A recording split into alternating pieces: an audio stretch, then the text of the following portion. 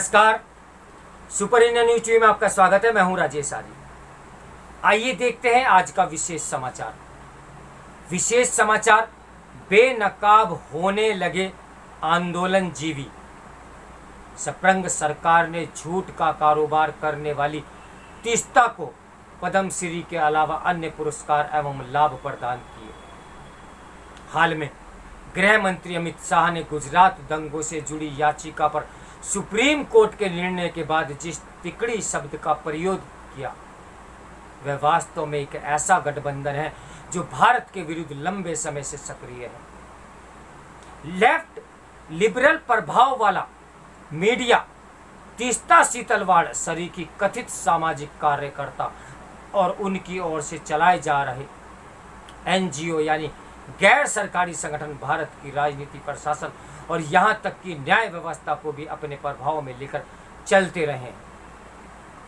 यह सिलसिला 2014 के बाद कुछ कम तो हुआ, लेकिन आज भी इसकी जड़ें मजबूत नजर आती है।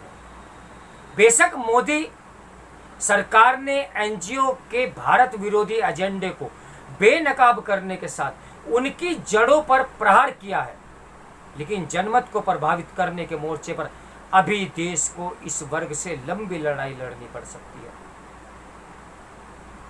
अंग्रेजी मीडिया का एक बड़ा हिस्सा लेफ्ट लिबरल बुद्धिजीवी, सामाजिक कार्यकर्ता, मानव एवं बाल अधिकार कार्यकर्ता जैसे विश्लेषणों के साथ यह तिकड़ी भारत विरोधी एजेंडे पर आज भी कार्यरत है। कभी कृषि विशेषज्ञ, कभी राजनीतिक विश्लेषक, कभी मानवाधिकार कार्यकर्ता। हर भेष में हमें इन्हें पहचानने की आवश्यकता है। हर बदलाव का विरोध करना इनकी मूल प्रवृत्ति है। भारत का आत्मगौरव भाव, उसकी अस्मिता, संस्कृति, लोक परंपरा आदि इनके लिए नफरत और हिकारत के विषय है। झूठ और सफेद झूठ की सीमा तक विमर्श करना इनका एकमेव एजेंडा है। दुर्भाग्य से स्वाधीनता के बाद इस गिरोहबंदी को सत्ता प्राधिकार से भरपूर संरक्षण और अंध समर्थन प्राप्त रहा।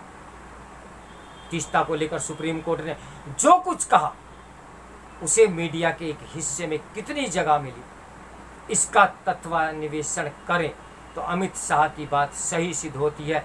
उन्होंने तिकड़ी के एक हिस्से के तौर पर मीडिया को भी शामिल किया। कल्पना कीजिए कि किसी दक्षिणपंथी संगठन या उससे जुड़े व्यक्ति को लेकर ऐसे ही किसी मामले में सुप्रीम कोर्ट ने कोई टिप्पणी की होती, तो अंग्रेजी मीडिया के एक हिस्से से लेकर प्रोपगंडे न्यूज पोर्टल पर क्या रुदन सुनने और पढ़ने को मिला होता। तीस्ता ने गुजरात दंगा पीड़ितों के नाम पर देश दुनिया से चंदा जुटाया, पीड़ितों के नाम पर फर्जी शपथ पत्र दायर किए, गुजरात फाइल्स के नाम पर सफेद झूठ दुनिया में प्रचालित किया। और कमाल की बात यह रही कि सप्रेंग सरकार ने झूठ का कारोबार करने वाली तीस्ता को पद्मश्री सरी का सम्मान तो प्रदान किया ही, साथ में राजीव गांधी सद्भावना पुरस्कार भी दिया। क्या ये सब पाना किसी सामान्य सामाजिक कार्यकर्ता के लिए संभव होता? निचली अदालतों से लेकर उच्चतर अदालतों तक सब जगह तीस्ता और उनके साथियों का सफेद झूठ चलता रहा, लेकिन लेफ्ट लिबरल मीडिया सच से मुंह मोड़े रहा। तीस्ता इस गठजोड़ की एक प्रतिनिधि भर है। देश में तीस्ता जैसे लोग और उसके सरपरस्त भरे पड़े हैं। सप्रेंग सरकार के समय पूर्व नौकरशाह हर्ष मंदर के जलवे किसी से छिपे नहीं हैं। राष्ट्रीय सलाहकार परिषद में बैठकर मंदर ने देश भर में अपना नेटवर्क खड़ा किया। बगैर अनुमति के दर्जनों चिल्ड्रंस होम खोलकर उनमें रहने वाले अनाथ बच्चों को नागरिकता संशोधन कानून के विरुद्ध धरनों पर बैठाया। Ford Foundation, Amnesty International, Action and People's Watch जैसे तमाम एनजीओ ऐसे हैं जिनके विरुद्ध पिछले 8 वर्षों से ऐसी गंभीर शिकायतें सरकार के पास आई हैं जो भारत में अराजकता का माहौल बनाने के उनके मंसूबों को प्रमाणित करती है। इसी कड़ी में एक नाम यूनिसेफ का भी है, जो अपनी वैश्विक छवि की आड़ में तमाम एनजीओ को पार्टनर के रूप में बड़ी आर्थिक सहायता उपलब्ध कराता है। यह संस्थागत खामी है कि FCRA से एक छूट हासिल करने वाला यूनिसेफ अपना बही खाता सार्वजनिक नहीं करता। राष्ट्रीय बाल संरक्षण आयोग जैसे संवैधानिक संस्था के तमाम नोटिस के बावजूद यूनिसेफ अपने सहयोगी एनजीओ की सूची देने को तैयार नहीं। लेफ्ट लिबरल प्रभाव वाले एनजीओ सरकार के हर महकमे में अपनी पकड़ आज भी बनाए हुए हैं। नेताओं के सामने अफसरशाही ऐसे प्रस्तुतिकरण करती है मानो सारी विशेषज्ञता एनजीओ वालों के पास ही है। नतीजन लोक कल्याण से जुड़ी सरकारी योजनाओं में इन्हीं एनजीओ का बोलबाला है।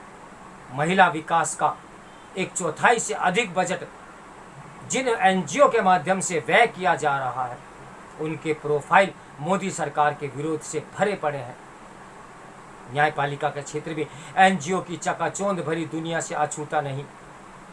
ये किसी से छिपा नहीं कि संदिग्ध किस्म वाले एनजीओ की याचिकाओं पर तत्काल सुनाई होती रही है।